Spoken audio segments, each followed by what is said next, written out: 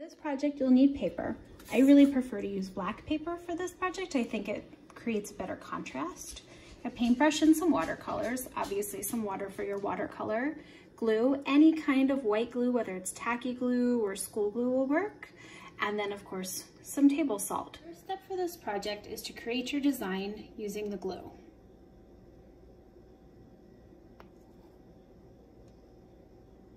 Your line should be not too thin, but not too thick either. The thicker the lines of glue, the longer it will take to dry, the longer it will take before you can paint.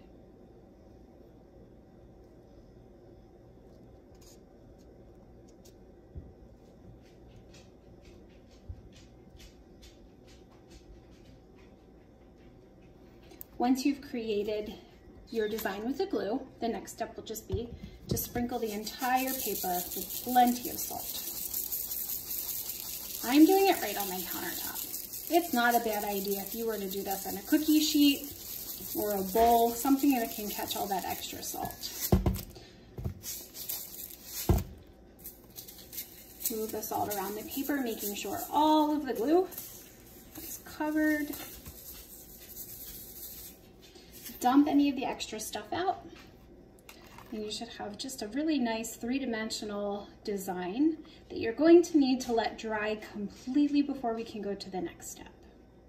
One of the things I really like about this project is the way that the paint becomes kind of glittery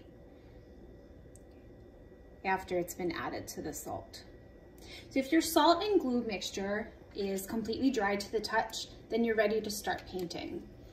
And you're going to paint on it as you would any other painting surface, making sure you add enough water to your watercolors so that the color spreads nicely.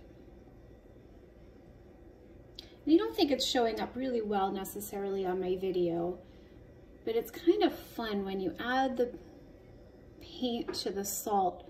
You can watch the salt sort of take a walk, or I'm sorry, you can watch the paint sort of take a walk from one part to the next. And watch it kind of travel along the line of the salt.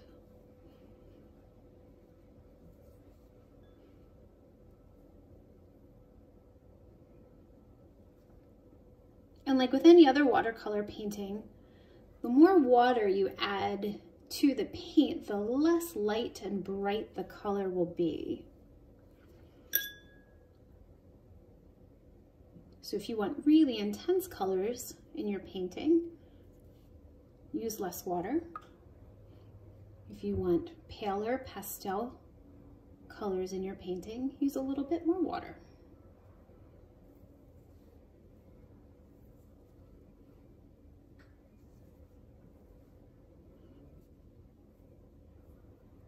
And you can always have some fun experimenting with how the colors interact with one another when they do take their little walk along the salt line. Do they blend in together to become a new color? Do they stay on their own paths?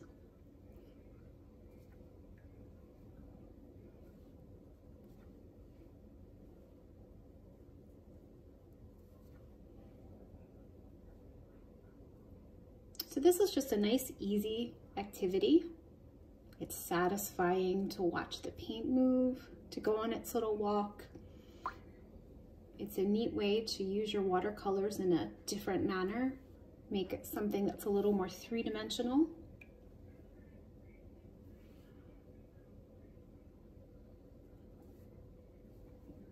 There you have it. Once all of your salt trails have been painted, your project is complete. Thank you for watching our tutorial today. Hope you'd enjoyed this, and I can't wait to see what you create.